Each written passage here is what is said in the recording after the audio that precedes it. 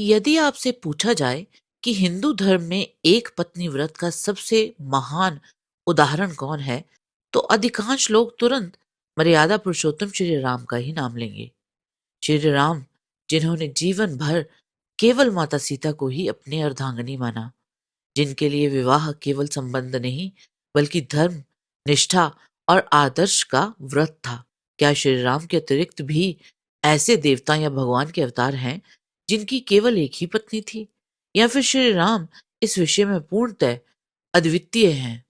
हिंदू परंपरा में ऐसे अनेक देवता हैं जिनका संबंध मूलतः एक ही शक्ति, एक ही पत्नी या एक ही अर्धांगिनी से माना गया है। अब आइए उन देवताओं के बारे में जानते हैं जिनकी एक ही पत्नी थी। प्रथम, भगवान शिव।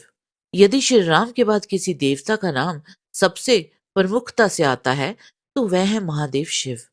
बहुत से लोग कहते हैं कि शिव की दो पत्नियां थी, सती और पार्वती, परंतु ये आधा सत्य है। सती और पार्वती दो भिन्न स्त्रियां नहीं बल्कि एक ही आदि शक्ति के दो अवतार मानी जाती हैं। जब दक्ष यज्ञ में माता सती ने देह त्याग किया, तब वही शक्ति पुनः हिमालय के घर पार्वती रूप में प्रकट हुई। अर्थात भगवान शिव की पत्नी मूलतः एक ही है, आदि शक्ति।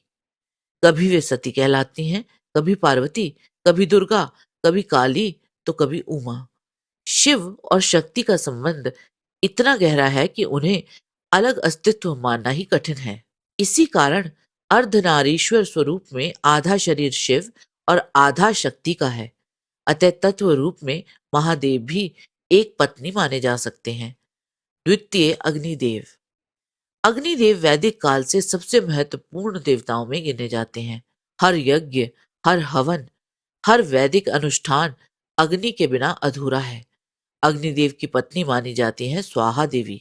जब भी यज्ञ में आहुति दी जाती है, अंत में स्वाहा बोला जाता है। यह केवल शब्द नहीं बल्कि अग्निदेव की शक्ति का आवाहन है। अर्थात अग्नि और स्वाहा मिलकर ही देवताओं तक आहुति पहुंचाते हैं। तृतीय, वरुण देव। वरुण देव जल, समुद्र, सत्य और ऋत अर्थात ब्रह्मांडीय व्यवस्था के देवता माने गए हैं। उनकी पत्नी का नाम वारुणी है। वारुणी समुद्र से उत्पन्न दिव्य शक्ति मानी जाती है। वरुण देव का स्वरूप गंभीर, संतुलित और नियम प्रिय बताया गया है। उनका एक ही अर्धांगिनी से संबंध दर्शाता है कि व्यवस्था और स्थिरता एक ही शक्ति से संचालित होती हैं। चतुर्थ, कुबेर। कुबेर केवल धन के देवता नहीं बल्कि देवताओं के कोषाध्यक्ष हैं, अर्थात संपूर्ण दिव्य धन संपदा के संरक्षक। उनकी पत्नी के रूप में अनेक ग्रंथों में भद्रा अथवा कौबेरी का उल्लेख मिलता है। कुबेर का नाम ऐश्वर्य से जुड़ा है, परंतु उनके साथ एक ही पत्नी का उल्लेख मिलता है। ये संकेत है कि धन तभी स्थिर रहता है जब उसके साथ मर्यादा और संतुलन हो।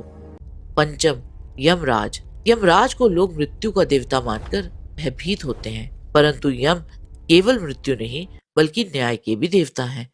वे कर्मों के अनुसार फल प्रदान करते हैं। कुछ पुराणों में उनकी पत्नी का नाम धूमोड़ना बताया गया है। यद्यपि ये वर्णन अत्यंत प्रसिद्ध नहीं, परंतु कई परंपराओं में यमराज का एक ही पत्नी से संबंध मिलता है। षष्ठम, भगवान दत्तात्रेय। अब एक अत्यंत रहस्यमय और उच्च आध्यात्मिक उदाहरण आता है भगवान दत्तात्रेय जी का। भगवान दत्तात्रेय को ब्रह्मा, विष्णु और महेश तीनों का संयुक्त अवतार माना जाता है।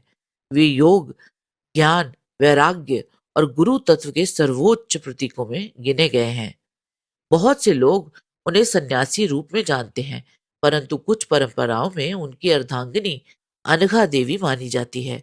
अनघा शब्द का अर्थ है जिसमें कोई दोष ना हो, जो पूर्णतः पवित्र हो। दत्तात्रेय और अनघा देवी का संबंध सामान्य दंपत्य नहीं बल्कि ज्ञान और शक्ति, योग और करुणा, तप और कृपा के दिव्य संतुलन का प्रतीक माना जाता है। अनेक स्थानों पर अनघा दत्तात्रेय जी की संयुक्त उपासना भी की जाती है। इस दृष्टि से भगवान दत्तात्रेय भी उन दिव्य रूपों में गिने जा सकते हैं जिनका संबंध एक ही शक्ति से माना गया है। एक बात ध्यान रहे, दत्तात्रेय जी के विषय में सभी परंपराओं में गृहस्थ स्वरूप समान रूप से प्रसिद्ध नहीं है। बहुत सी परंपराएं उन्हें अवधूत, योगी, सनातन गुरु रूप में पूजती हैं, जबकि कुछ परंपराओं में अनघा देवी के सहित ही पूजन होता है। जय श्री राम।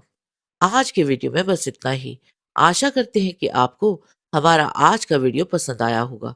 कृपया इसे लाइक और शेयर अवश्य करें। किसी भी प्रकार की त्रुटि के लिए आप सबसे क्षमा याचना करते हुए आपसे निवेदन है कि प्रेम पूर्वक परम पिता परमात्मा को मन में धारण करें और बोलें, वैदिक सनातन धर्म की सदा ही जय।